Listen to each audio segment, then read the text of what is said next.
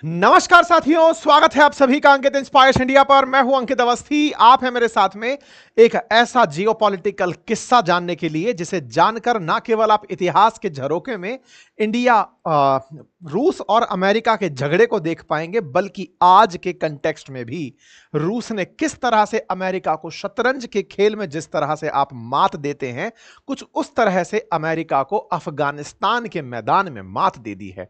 सीधा to the point बात की जाए तो केवल इतना है कि दुनिया का पहला देश बन गया है रूस। पुतिन बाबा पहले नेता बन गए हैं जिन्होंने तालिबान में इस्लामिक अमीरात ऑफ अफगानिस्तान नाम के देश को मान्यता दे दी है। अब उल्टा कहते हैं, अफगानिस्तान में तालिबान की सत्ता स्वीकार ली है और इस सत्ता स्वीकारते ही दुनिया भर में पहला देश जिसने अफगानिस्तान का नया नाम इस्लामिक अमीरात ऑफ अफगानिस्तान मान लिया है, वो देश बन गया है रूस। और रूस में जिन तालिबानियों की सत्ता है, उस सत्ता को आधिकारिक सत्ता मानने का जो काम कर दिया है, वो भी पुतिन बाबा ने कर दिया है। इससे ज्यादा बड़ा झटका इनके लिए नहीं हो सकता। अब आप पूछेंगे ऐसा क्यों? हालांकि डिटेल में तो मैं पूरा इतिहास आज आपके सामने रखूंगा, लेकिन फिलहाल के लिए इतना जान लीजिए, क्योंकि पिछली बार यही थे जो जाते समय कहकर गए थे कि तालिबान से अमेरिकी सैनिकों को बाहर निकाल लो, अफगानिस्तान से अमेरिकी सैनिकों को बाहर निकाल लो। अमेरिकी सैनिक इनके चलते बाहर निकले थे, अफगानिस्तान छोड़कर गए थे। 20 साल के संघर्ष के बावजूद अफगानिस्तान में तालिबान से हार कर गए थे। जिस अफगानिस्तान में 20 साल तक इन्हें उधम मचाया, आज उस अफगानिस्तान को तालिबान के शासन में स्वीकार करके रूस ने इस शह और मात के खेल में अमेरिका को पटकनी दे दी है। रशिया ने जिस तरह से यूक्रेन मामले में अमेरिका को अभी तरह से परेशान किया हुआ है, उससे कहीं ज्यादा ह्यूमिलिएटिंग कंडीशन यह है कि जिन तालिबानियों ने अमेरिका को पछाड़ा था, आज उन्हीं की सत्ता को रूस ने स्वीकार कर लिया है। और सत्ता को स्वीकार करते हुए तालिबानी झंडे को मॉस्को में जो अफगानिस्तान की एम्बेसी है, वहां पर लहरा दिया गया है।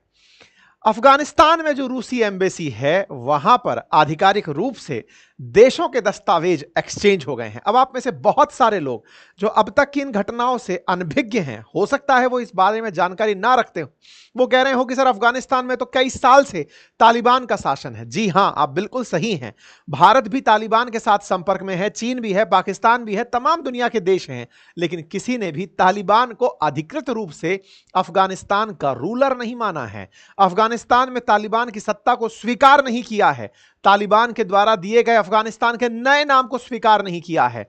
इवन आज भी भारत की एम्बेसी, भारत में जो अफगानिस्तान की एम्बेसी है, उस एम्बेसी पर झंडा पुराना वाला लगा है।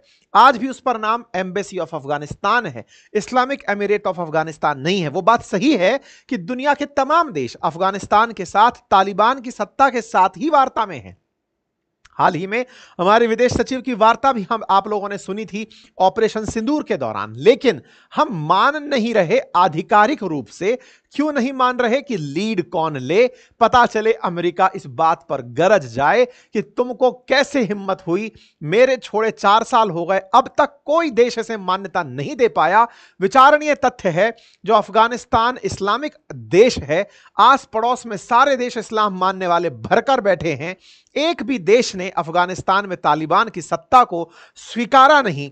और पुतिन इस फटी स्थिति में भी, जब हर तरफ से उन्हें चारों तरफ से विरोध ही विरोध देखना पड़ रहा हो, अमेरिका का प्रेशर झेलना पड़ रहा हो, अमेरिका की धमकियां कि अगर रूस से व्यापार किया तो 500% तक भारत और चीन को टैरिफ झेलना पड़ जाए, इन तमाम अटकलों के बीच में ये निकल कर आते हैं और कहते हैं कि सुनो अफगानिस्तान, मैं अचानक भूल गया था, तुम भी थे ना, चलो तुम्हारी सत्ता को मान्यता देते हैं।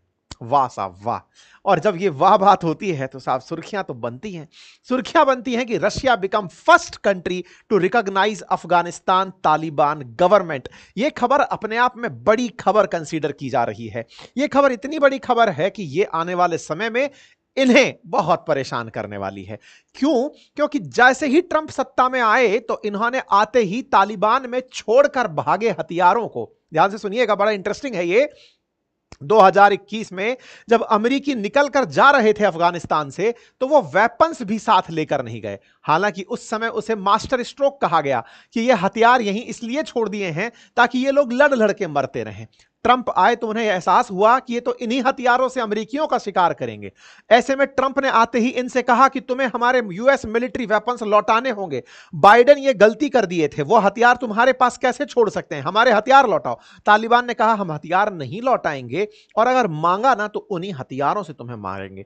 ये खबरें आप जो देख रहे हैं ज्यादा पुरानी नहीं है, 2-3 महीने पुरानी है। इसका मतलब यह हुआ कि तालिबान की तरफ से थ्रेटन्ड अमेरिका अब और ज्यादा तंग होगा। किनके प्रयासों से? इनके प्रयासों से। कारण आपके सामने है, विस्तार से आज आपको इतिहास बताने वाला हूं, क्योंकि जब मैंने शतरंज नाम दिया है तो शह और मात का वो खेल बताने वाला हूं कि कैसे अमेरिका और रूस, जब सोवियत रूस हुआ करता था तब से कोल्ड वॉर एरा से एक दूसरे के साथ इस अफगानिस्तान के लिए लड़ाई लड़ रहे हैं। ऐसा क्या है इस अफगानिस्तान में कि ये लोग लड़ाई लड़ते रहते हैं? कोल्ड वॉर के दौरान भी ये बैटलफील्ड क्यों बना हुआ था? आज सारी बातें डिटेल में जानेंगे, लेकिन उससे पहले इस डिटेल में एंट्री करें, आपको कुछ और ज्यादा जरूरी जानकारी दे दें। वो जरूरी जानकारी आपके काम की है, क्योंकि अल्टीमेटली इस स्माइल के पीछे का राज आपको जानना है। साथियों, जानना है टूथसी के साथ आपको एक बेहतरीन जानकारी यह है कि अगर आपके दांत टेढ़े मेढ़े हैं और टेढ़े मेढ़े दांतों को आप सीधा कराना चाहते हैं तो आप मेरे तरीके से एक काम कर सकते हैं जो मैंने किया। टूथसी, जो कि इस तरह से अपने पूरे पैकेट को आपके घर तक डिलीवर करता है, इनके पास में एक बेहतरीन संसाधन है और वो ये है कि आपके दांत को ये प्रॉपर स्कैन करके आपके दांतों को ठीक करने के लिए अलाइनर्स बनाकर घर पर भेजते हैं। मेरे घर पर इस तरह से दांत चेक करने वाला एक प्रॉपर डॉक्टर डेंटिस्ट घर आया था। उसने पूरा तरीके से मुंह का स्कैन किया। स्कैन करने के बाद में टूथसी से मेरे पास ये पूरा बॉक्स बनकर आया और इस बॉक्स के अंदर कुछ इस तरह से इनविजिबल अलाइनर्स मेरे घर पर भेजे गए।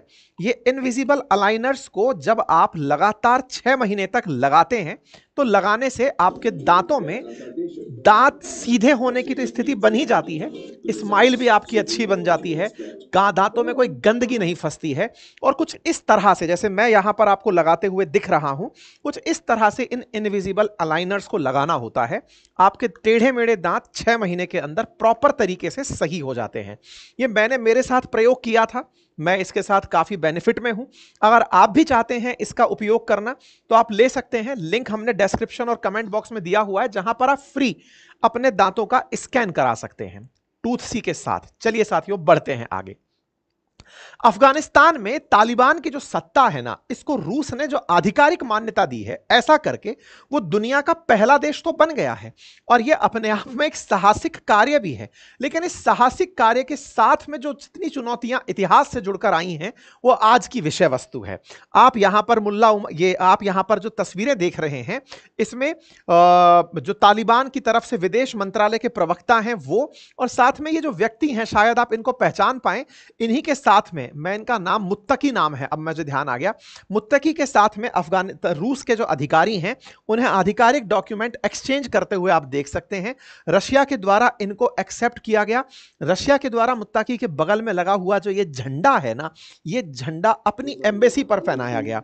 इनके द्वारा बयान आता है कि अफगानिस्तान की जो एम्बेसी है मॉस्को में, उस पर तालिबान का झंडा इस तरह से फहराया गया। अल अरेबिया न्यूज चैनल ने इसे कवर किया, हमने वहीं से आपके सामने उठाकर यह जानकारी दी है। हम आपको बता रहे हैं कि एक तरीके से आधिकारिक रूप से, यह बीबीसी न्यूज में भी बताया गया है कि रूस पहला ऐसा देश बना है जिसकी एम्बेसी पर तालिबान का झंडा लहराया है। अब आप पूछेंगे यह क्या मतलब हुआ तालिबान का झंडा? दुनिया में जितनी भी जगह दुनिया भर की एम्बेसीज हैं, अगर इंडिया की एम्बेसी अगर अमेरिका में है तो उस एम्बेसी पर भी भारत का झंडा लहराता है। जो एम्बेसी होती है वो उस देश का ही स्थान माना जाता है, वहां पर उस देश का लॉ चलता है। जैसे अमेरिकी एम्बेसी जो इंडिया में है, वहां पर अमेरिका का कानून अंदर उस दीवारी के अंदर चलता है, वहां पर उनका झंडा लगता है। ठीक है, तो इस तरह से आप ये झंडा लगा हुआ यहां देख सकते हैं।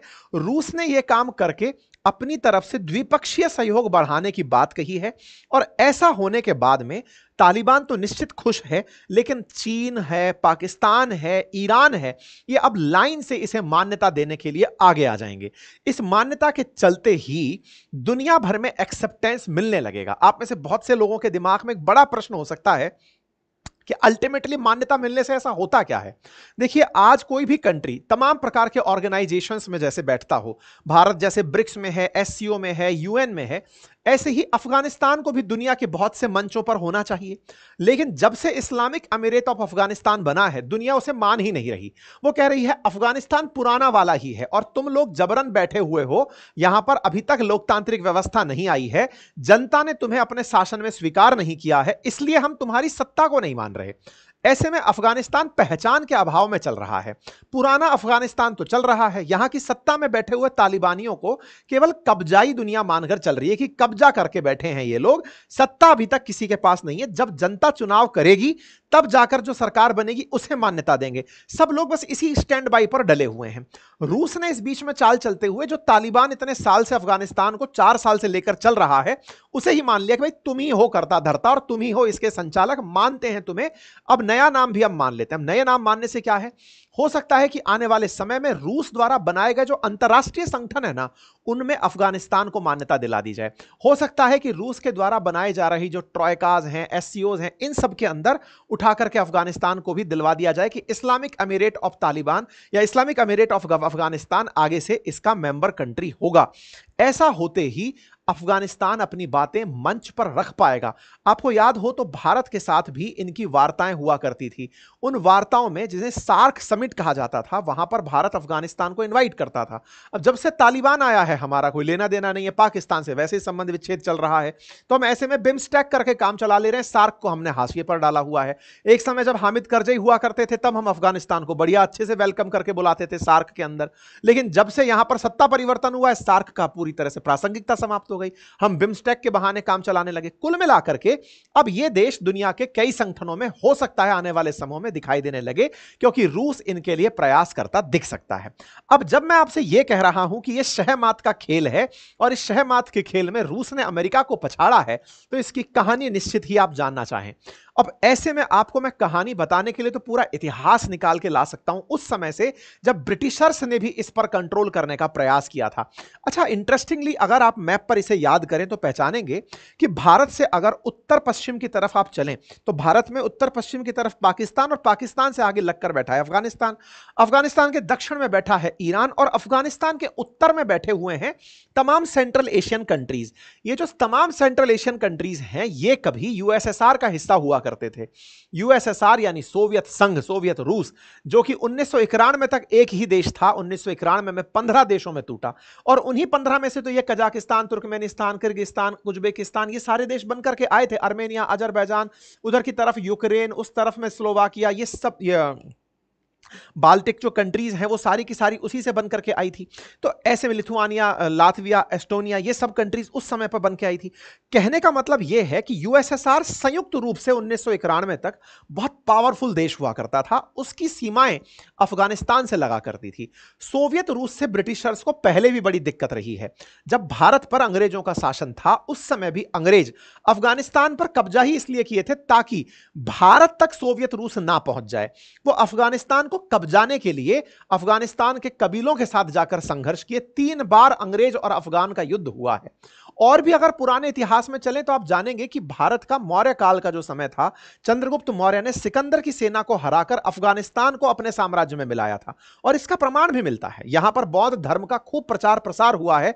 आज भी यहां के जो अवशेष हैं, बौद्ध धर्म के जो अवशेष हैं, वो बामियान में बुद्ध के आज भी मिलते हैं। यानी कि अफगानिस्तान में बुद्धिज्म का खूब प्रचार प्रसार हुआ था। मौर्य काल जो था उसमें अफगानिस्तान भारत के साथ हुआ करता था। सांस्कृतिक रूप से और धार्मिक रूप से भारत की यहां तक रीच हुआ करती थी। लेकिन समय बीतता गया, यहां पर आक्रांताओं का प्रभाव पड़ता गया। मध्यकाल का जो समय रहा, उस समय अफगानिस्तान निरंतर रूप से अवनति की ओर प्राप्त हुआ। धीरे धीरे जब ब्रिटिशर्स भारत में आए तो इन ब्रिटिशर्स ने अफगानिस्तान को सेंट्रल एशिया से बचाने के लिए प्रयास किया और इसके लिए 3 बार जंग लड़ी। 3 बार की जंग में फाइनली जो युद्ध हुआ, 3 बार की जंग में पहले कंट्रोल स्थापित हुआ, फिर हट गए, फिर कंट्रोल हुआ, फिर हट गए। 1919 में जाकर के स्थिति बनकर आई कि यहां पर एक लाइन खींच दी गई जिसे डूरंड लाइन कहा गया। और उस डूरंड लाइन के बाद तय हुआ कि अफगानिस्तान एक तरह से अलग रहेगा और बाकी बचा ब्रिटिश भारत अलग रहेगा, जिसमें पाकिस्तान और आज का भारत शामिल था। कुछ इस तरह से लाइन खींच दी गई जो आज भी एग्जिस्ट करती है अफगानिस्तान और पाकिस्तान के बीच में बॉर्डर बन करके। एक तरह से अफगानिस्तान को अपनी स्पष्ट सीमा 1919 में अंग्रेजों के प्रयास से बनी ट्रीटी ऑफ रावलपिंडी के माध्यम से। ठीक है साहब, अब ये जो कहानी है, इस कहानी में आगे चलते हुए चूंकि हमें यूएसएसआर तक पहुंचना है, अमेरिका तक पहुंचना है, इसलिए मैंने मध्यकाल का जो इसका इतिहास है संघर्ष का वो हटा दिया। कभी आप चाहेंगे तो उस पर अलग से सेशन हो जाएगा। फिलहाल के लिए हम अफगानिस्तान में अंग्रेजों की गुलामी से आजादी के काल में एंट्री कर रहे हैं। अब ये वो दौर था जिस समय पर दुनिया में अमेरिका, यूएसएसआर और तमाम प्रकार के जो औद्योगिक क्रांति के देश थे, ये बहुत तेजी से उठकर आ रहे थे। इसी समय पर अफगानिस्तान में राजशाही की शुरुआत होती है। एक राजा बनकर आते हैं जो 54 साल तक यहां शासन करते हैं। ये शाह परिवार के थे और इनका नाम था राजा मोहम्मद जहीर शाह। ये 1973 तक यहां पर शासन किए। 54 ईयर, 1919 से लेकर 1974 तक यहां पर एक ही परिवार का लंबा शासन रहा। एक तरह से कहा जाए तो अफगानिस्तान के लिए बड़ा ही शांति का काल था। लेकिन साहब बीमार हो जाते हैं। राजा बीमार होते हैं, इलाज के लिए इटली जाना पड़ता है। इटली जब ये जाते हैं उस समय इनके एक सेनापति होते हैं जिनका नाम होता है दाऊद खान। और दाऊद खान नाम से ही बदनाम, ये दाऊद खान तख्ता पलट कर देते हैं और खुद को अफगानिस्तान का प्रधानमंत्री घोषित कर देते हैं। मतलब ये समझिए कि ये वो दौर था, जैसे ही 1973 का ये तख्ता पलट होता है तब से लेकर अब तक अफगानिस्तान में शांति नहीं आई है। 1973 के अंदर दाऊद खान यहां के प्रधानमंत्री डिक्लेयर होते हैं। हेडलाइन बनती है कि प्रेसिडेंट मोहम्मद दाऊद ने अपनी नई सरकार बना ली है। दाऊद खान ने जनता से वादा किया कि अब वो नया संविधान लाएंगे, लेकिन जनता को वो बिल्कुल पसंद नहीं आया। हालांकि इन्होंने अपने द्वारा एक सिंगल पार्टी सिस्टम कायम करने का प्रयास किया, अपने दम पर सत्ता बनाने का प्रयास किया, लेकिन इनके खिलाफ 1978 में एक क्रांति जन्म ले लेती है और इस क्रांति का अगुवाई कर रहे थे नूर मोहम्मद तारिकी। अच्छा, थोड़ा सा टाइम मैच करते जाइए। नूर मोहम्मद तारिकी 1978। अब थोड़ा सा यही विराम लेते हैं, थोड़ा साइड में चलते हैं।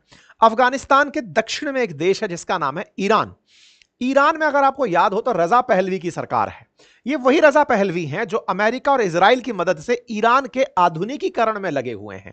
आपको ध्यान हो तो ईरान इजराइल के संघर्ष में मैंने रजा पहलवी की कहानी आप लोगों को सुनाई थी कि क्यों ईरान और इजराइल एक दूसरे के दुश्मन बने थे। हमने इसे अंकित अवस्थी ऑफिशियल पर अलग से भी डाला हुआ है, आप वहां पर भी सुन सकते हैं। लेकिन अगर आप टाइम फ्रेम में 1979 से पहले हैं, क्योंकि 1978 का कालखंड है ये, 79 से पहले, क्योंकि 79 में ईरान में धार्मिक क्रांति हो जाती है और उसके बाद में खुमैनी की सरकार आ जाती है। लेकिन 1978 तक जब यहां पर तारिकी क्रांति कर रहे थे मोहम्मद तारिकी, उस समय ईरान में भी अमेरिका के प्रभाव वाला एक व्यक्ति था रजा पहलवी, जो आधुनिकीकरण की काम कर रहा था।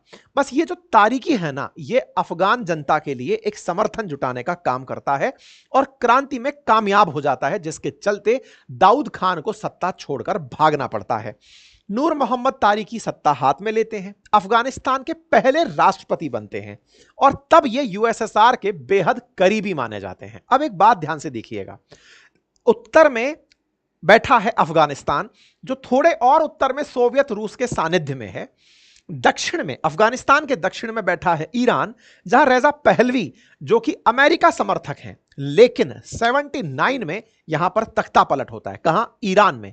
ईरान में तख्ता पलट होता है आधुनिकीकरण के खिलाफ और इधर नूर मोहम्मद तारिकी अफगानिस्तानियों को नए आधुनिकीकरण के दौर में प्रवेश करा देते हैं। ये अफगानिस्तान में कई तरह के स्कूल, कॉलेज, इंडस्ट्रीज बनाने का प्रयास करते हैं, महिलाओं की आजादी की बात करते हैं। कहा जाए तो अफगानिस्तान के सबसे प्रोग्रेसिव लीडर कहलाने लगते हैं। ये वो व्यक्ति हैं जिन्होंने अफगानियों से कहा कि हम अपना ड्रेसिंग सेंस बदलेंगे, हम लोग हैंडसम लगेंगे, अच्छा जीवन जिएंगे, हम अच्छे से रहेंगे। सोवियत रूस के उनके ऊपर कृपा बनी रहती है। ये सोवियत से इतने प्रभावित होते हैं कि साम्यवाद जो ये कहता है कि अमीर और गरीब नहीं होने चाहिए, उनके बीच का भेद खत्म हो जाना चाहिए, उसी को मानते हुए ये अमीरों से धन लेकर गरीबों में बांटना शुरू करते हैं, अमीरों से जमीनें छीन करके गरीबों में वितरित करना शुरू करते हैं और तारिकी आधुनिकीकरण की कोशिशों में महिलाओं की आजादी का प्रयास करते हैं। अब एक और इंटरेस्टिंग फिर से कायाकल्प होता है, ध्यान से देखिए। ईरान में अमेरिका फेल मार गया है 1979 में। अब उसमें एक बौखलाहट है कि यहां हम फेल मार गए और अफगानिस्तान में यूएसएसआर अपने तरीके से आदमी को लेकर चल रहा है। जिस ईरान में अमेरिका इस बात पर नाराज था कि धार्मिक कट्टरता नहीं होनी चाहिए, महिलाओं को आजादी मिलनी चाहिए, यही अमेरिका उत्तर में अफगानिस्तान में घुसता है। और जो लोग तारीकी के आधुनिकीकरण, देखिए तारीकी का आधुनिकीकरण अमेरिका से तो मैच कर रहा था, लेकिन विचारधारा में चूंकि साम्यवादी था, बस अमेरिका को रास नहीं आया। अमेरिका ने इसके उलट अफगानिस्तान के अंदर कुछ ऐसे कबीले ढूंढे जो कबीले इसके आधुनिकीकरण के खिलाफ खड़े हो सकते थे या महिलाओं के खिलाफ खड़े हो सकते थे, महिलाओं के खुलेपन के खिलाफ हो सकते थे। अमेरिका ने उन्हें फंड करना शुरू कर दिया। एक तरीके से कहिए तो जो तारीकी काम करना चाह रहे थे, उस काम को अफगानिस्तान के अंदर ही एक प्रकार का विरोध दिखाना शुरू कर दिया। अफगानी मुसलमान भड़कने लगे। तारीकी के प्रयासों को अब अफगानिस्तान के लोगों ने आधुनिकीकरण के नाम पर धर्म के खिलाफ मान लिया। और इस काम को करने में और कोई नहीं, सीआईए यानी कि अमेरिका की गुप्तचर एजेंसी काम कर रही थी। और उसने तारीकी के विदेश मंत्री हफीजुद्दीन अमीन को अपने साथ मिला लिया था। अमीन की मदद से अमेरिका नूर मोहम्मद तारिकी की सरकार को मुस्लिम विरोधी साबित कर रही थी। हर जगह जहां जहां देखिए, अभी ईरान में ये पिटाई खाकर आए हैं, लेकिन अफगानिस्तान में यही दाव जो अफगानिस्तान ईरान में जहां खुद फेल मारे, वही अफगानिस्तान में खुद चल रहे हैं। और इसी बीच में अमेरिका ने इस तारिकी की सरकार को हटाने के लिए और इस अमीन की सरकार को बनाने के लिए अफगानिस्तान के लोगों को ट्रेनिंग देना शुरू कर दिया। और इसी ट्रेनिंग में मुजाहिद बनाने की ट्रेनिंग पाकिस्तान में दी जाने लगी। पाकिस्तान आतंकियों का ट्रेनिंग कैंप ताजा नहीं है साथियों, यह उस दौर से पाकिस्तान ट्रेनिंग कैंप 1979 से बना हुआ है। इतना ही नहीं, अमेरिका अपने साथी देशों में से सऊदी के लोगों को भी कहा, कुछ लड़ाकों से कहा कि जाओ और तारिकी की सत्ता को हटाओ। और इसी दौर में ओसामा बिन लादेन अफगानिस्तान पहुंचने की बात निकल कर आती है। अर्थात ओसामा बिन लादेन जो ओरिजिनली था सऊदी से, लेकिन वो अफगानिस्तान कैसे पहुंचा, तो कहा जाता है कि ये सारा किया धरा सीआईए का था, जो कि तारिकी की सत्ता को उखाड़ फेंकना चाहते थे। ऐसे में जो भी लोग धर्म के साथ थे, यानी कि इस्लाम का चाहते थे, तारिकी के आधुनिकीकरण के विरोध में थे, आधुनिकीकरण को काटने के लिए सीआईए ने तमाम प्रकार से धार्मिक कट्टरता को हवा दी। और वो लोग जो धर्म के नाम पर जिहाद कर सकते थे, उन्हें अफगानिस्तान भेज दिया गया। और इसी क्रम में ओसामा बिन लादेन अफगानिस्तान आते हैं, अल-कायदा अफगानिस्तान में एंट्री कर जाता है। अफगानिस्तान में कई और कबीले थे जो गुटों में रहा करते थे, और उन्हीं गुटों के अंदर छात्र, जिन्हें आप तालिब कहते हैं, वो सोवियत संघ के खिलाफ होने शुरू हो चुके थे। बहुत से छात्र संगठन ऐसे थे जो अमेरिका के इस भड़काए आंदोलन में एक तरह से सोवियत रूस के खिलाफ होते चले जा रहे थे। इस पूरे काम से यह तय हो चुका था कि नूर मोहम्मद तारिकी लंबे समय तक नहीं रह पाएंगे। नूर मोहम्मद तारिकी छात्रों के खिलाफ हो जाने के कारण बड़े असहज हो रहे थे। इसे ऐसे समझिए जैसे आज के बांग्लादेश में शेख हसीना को इसलिए भागना पड़ा क्योंकि आवाम तो मुस्लिम ही थी, शेख हसीना भी मुस्लिम थी, लेकिन आवाम में जो छात्र थे वो चच्चा के कहने पर भड़क गए थे। चच्चा ने यह समझाने का प्रयास किया कि देखो, शेख हसीना आप लोगों को बिगाड़ रही है, आप लोगों को बेच रही है, शेख हसीना भारत के साथ है। तमाम प्रकार से जो बरगलाने का काम किया अमेरिका के कहने पर, वैसा ही काम उस समय अफगानिस्तान में हुआ। उस समय के जो ये अमीन नाम का जो व्यक्ति था, हफीजुद्दीन अमीन, इसे तारिकी के खिलाफ खड़ा किया गया। छात्रों को इसके साथ क्रांति में लगा दिया। यही छात्र तालिब थे, यही तालिब तालिबान था। आप इसे ध्यान से याद रखिएगा। अब इसी बीच में नूर मोहम्मद तारिकी, जैसे भारत से शेख हसीना, बांग्लादेश से शेख हसीना यहां आई हैं, ऐसे ही नूर मोहम्मद तारिकी यहां से फ्लाइट लेते हैं और सोवियत रूस चले जाते हैं किसी काम से। जब वो सोवियत संघ जाते हैं, इस बीच में पूरी तरह से यहां पर खेला बदल दिया जाता है। यह अमीन सीआईए के साथ मिलकर के तख्ता पलट की तैयारी कर चुका होता है।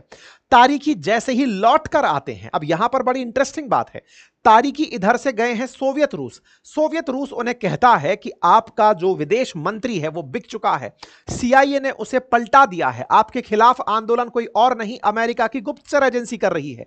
इस बात को जब पता चलता है तारिकी को, तो तारिकी को कहा जाता है कि जाइए और जाते ही हफीजुद्दीन अमीन को हटाइए। तारिकी ये बात सोच करके सोवियत रूस से अफगानिस्तान लौटते हैं तो सपरिवार उन्हें वहीं मार दिया जाता है। परिवार पूरी तरह खत्म हो जाता है। इस बात से ये पूरा परिवार जब इनका खत्म होता है और खत्म होते ही अमीन अपनी सत्ता काबिज करने लगते हैं, इस बात से सोवियत संघ नाराज हो जाता है और गुस्साया हुआ सोवियत संघ 1989 में अपनी थल सेना के सहित वायुसेना को साथ लेते हुए अफगानिस्तान में हमला बोल देता है। और इस हमले में उद्देश्य होता है कि इस अमीन की सत्ता को हटाना है। और अमीन की सत्ता को हटाने के लिए सोवियत रूस 1989 में अफगानिस्तान में बलपूर्वक प्रवेश कर जाता है कि तुमने मेरा बिठाया आदमी कैसे हटाया। और सोवियत रूस का इस तरह से एंट्री करना लोगों को रास नहीं आया। कारण समझते हैं। देखिए, तारिकी आधुनिकीकरण कर रहे थे, लेकिन यह आधुनिकीकरण इस्लाम को मानने वालों को पसंद नहीं आ रहा था। उनमें से तालिबानी लड़ाके भी थे, तो अलकायदा भी था। तो ऐसे बहुत से गुट थे जो इस्लाम के नाम पर तारिकी को हटाना चाहते थे। तारिकी तो मार दिए गए, लेकिन अब वो गुस्सा जो इतने सारे लोगों ने ट्रेनिंग में ले लिया है, ओसामा से सीख लिया है, उसका करते क्या? उसका उपयोग हुआ रशिया के खिलाफ। रशिया ने जैसे ही 1989 में तारिकी के खिलाफ अमीन को मारने के लिए पूरी स्ट्रेटजी रची, जैसे ही सोवियत के टैंकर अंदर घुसने शुरू हुए, क्योंकि जस्ट ऊपर तो सोवियत था, जैसे ही टैंकर अंदर की तरफ घुसना शुरू हुए, लोग सोवियत रूस के खिलाफ हो गए। कहा कि तुम तो ईसाई हो और हम मुसलमान हैं, तुम हम पर आकर के हमला कैसे कर सकते हो? यह धर्म युद्ध में बदल गया और यह भड़काया हुआ खेल सारा CIA का था। सोवियत रूस की यहां दाल नहीं गली। 1989 में हुआ है यह हमला और 1991 में तो सोवियत रूस 15 देशों में बदल ही गया। यानी सोवियत रूस यहां पर अपने पैर नहीं जमा पाया। वो आया था जिसे मारने, उसे मारने में कामयाब रहा। बाकायदा सोवियत रूस ने यह कहा कि मैंने तारिकी के समय पर एक एग्रीमेंट किया था कि अगर कुछ भी होगा तो मैं रक्षा के लिए आऊंगा, मैं इसलिए आया। 8500 सैनिक लेकर के रूस अंदर एंट्री करता है और बाकायदा इस अमीन को मार गिराता है। और अमीन को मार करके अफगानिस्तान के अंदर एक और नेता को नए सरकार का प्रमुख नियुक्त कर देता है कि लीजिए इस व्यक्ति को सरकार के अंदर बिठाइए। सोवियत रूस के द्वारा नया सत्ता परिवर्तन और उस अमीन की हत्या, ये सब काम हो रहे होते हैं, लेकिन मुजाहिदीनों को यह पसंद नहीं आ रहा होता है कि तुम हमारे देश में घुस करके ईसाई होकर के हम पर कैसे राज करने आ जाते हो। यह धर्म युद्ध था और इस युद्ध में सोवियत को लौटना पड़ा। 1991 तक आते आते सोवियत पूरी तरह टूट चुका था और सोवियत की सेनाएं परास्त होकर के अफगानिस्तान से लौट रही थी। उस समय का दर्द, सोवियत रूस का जो दर्द है, वो पुतिन के कहीं जहन में था। जो तालिबान सोवियत को यहां से भगाया था, वही तालिबान अपना एक लीडर पा लिया था और उसका नाम था मुल्ला उमर। मुल्ला उमर वो व्यक्ति है जिसने अफगानिस्तान की सत्ता तालिबान के हाथ में सौंपी। तालिबान बोले तो छात्रों का संगठन। यह मुल्ला उमर ही था जिसने अफगानिस्तान में ओसामा बिन लादेन के साथ वफादारी निभाई। ओसामा बिन लादेन और मुल्ला उमर अफगानिस्तान के अंदर सत्ता चलाने लगे। खेला सही चल रहा था, लेकिन जिनके मुंह खून लग चुका था, अब वो अपना विरोधी ढूंढ रहे थे। सोवियत रूस निकल जरूर गया था, खुद के संघर्ष से पीड़ित था, लेकिन यह समझाने में कामयाब हो गया कि अरे मूर्खों, ये वही देश है CIA, ये वही है अमेरिका जो ईरान में इसलिए निकला है, ईरान से बाहर इसलिए आया है क्योंकि इसे इस्लाम पसंद नहीं था और यहां आकर के तुम्हारे हित की बात कर रहा है। यह बात जब ओसामा को समझ में आई, ये बात जब तालिबान को समझ में आई, तो ये अपने आप में इस बात के लिए तैयार हुए। सोवियत रूस ने भड़काया कि बेटा तुम्हारा उपयोग हुआ है, तुम्हारा इस्तेमाल हुआ है और इस इस्तेमाल का जाओ और अमेरिका के खिलाफ उपयोग करो। बस क्या था, खेला हो बे। हुआ क्या? 9/11 का हमला हुआ। आतंकियों के द्वारा जो हमला अमेरिका पर हुआ, वो अमेरिका पर अब तक का सबसे बड़ा हमला था। आप सभी जानते हैं 9/11 का हमला जो 2001 में हुआ, जिसने अमेरिका को पूरी तरह हिला दिया। अमेरिका ने कल्पना भी नहीं की थी कि मेरे द्वारा पाले गए ये लोग मुझ पर ही हमला करने आ जाएंगे और मुझ पर हमले के पीछे की बड़ी वजह, इनके अंदर पनपी मेरे ही खिलाफ नफरत होगी, क्योंकि ये लोग मेरे ही पैसे पर पले, मुझसे ही ट्रेनिंग लिए, मेरे ही कहने पर पाकिस्तान में ट्रेनिंग लिए, सऊदी में ट्रेनिंग लिए, जहां तहां ट्रेनिंग लिए और ट्रेन होकर के हवाई जहाज हाईजैक करके मुझ पर ही गिरा दिए। अमेरिका 2001 में अपने ही ट्रेन किए हुए लोगों को मारने के लिए अफगानिस्तान पर चढ़ाई कर देता है। 2001 से लेकर के 2021 तक 20 साल में ना तो तालिबान खत्म हुआ, और ना ही अफगानिस्तान में सत्ता परिवर्तन। 20 साल का संघर्ष रहा।